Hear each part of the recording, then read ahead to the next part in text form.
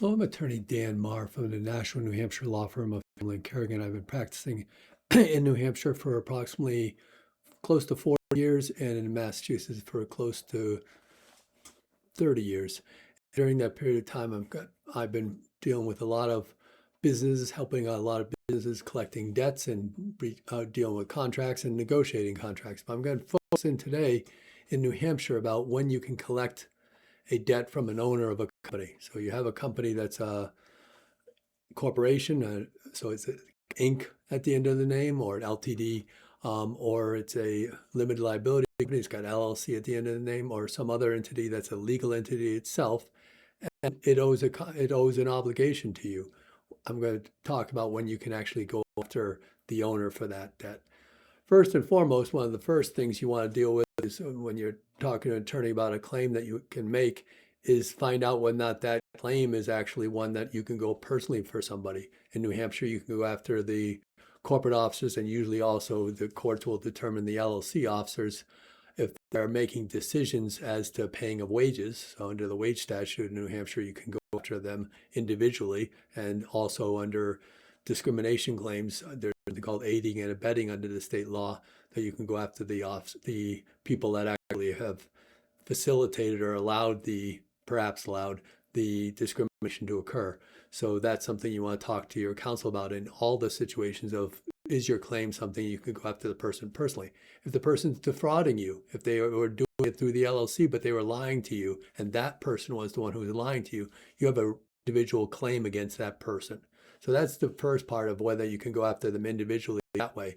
But then the second part is if you have a contract with the LLC, and John Smith, as the owner of the LLC, signs as manager of the LLC or president of the corporation, and you have a debt with that corporation, and that corporation defaults on that debt, what can you do about that? Obviously, if the corporation can pay, then that's the easiest answer. But if they can't pay, you want to look into the possibilities of whether or not they've met all their formalities of the corporation or their LLC.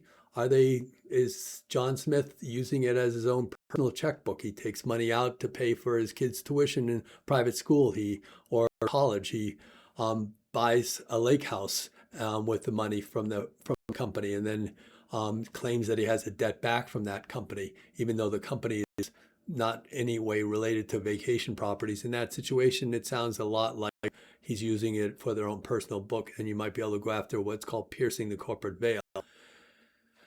Individuals like John Smith might also be, if the company's not doing well, paying off his debts first. So he put money into the company, and then he sees that the company's not doing well. Well, he wants to take that money out before he pays what we call third-party creditors, you and anybody else out there. He wants to make sure that he gets paid first, even though he has a legitimate debt. Say John Smith created a loan to the company.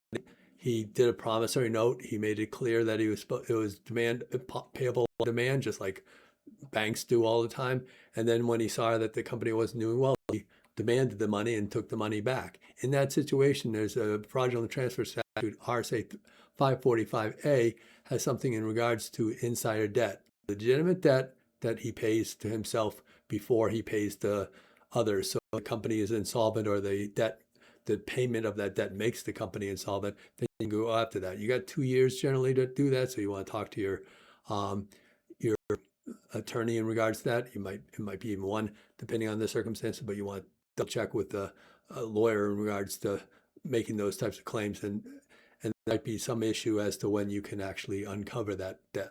But sometimes I'll see a situation where a owner says, "Look, I'm owed $500,000 in this company. I only got $200,000 left paid back, so I still owed $300,000, and you're just owed $100,000. So I appreciate your pain, but I'm suffering a lot more." Well, he just admitted to taking more debt or repayment of debt as an insider, and you can make a claim against up to your $100,000 of that $200,000 that he paid. You might be able to get back directly from him. So think about those issues.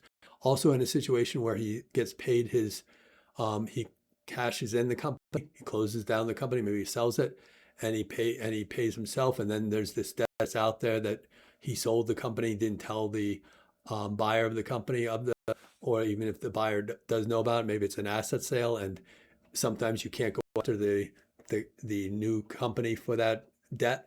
And in that situation, he's gotten a dividend. And if you got a dividend or you got a payment from the LLC for your equity interest and the creditors have been paid, you can make a claim against the individual for that to up to the amount of their claim, even if they haven't abused the legal entity requirements, so you couldn't pierce or veil otherwise. If they got their payout before you got paid your debt, you can make a claim. I'm attorney Dan Marr at 603-883-5501 at Hamlin Kerrigan, 603-883-5501. And you can also check out my weekly vlogs at naturallawalloneword.com. Check my personal bio, and then from there you can get to the YouTube channel with all these weekly vlogs. Look forward to working with you if the opportunity arises. Thank you.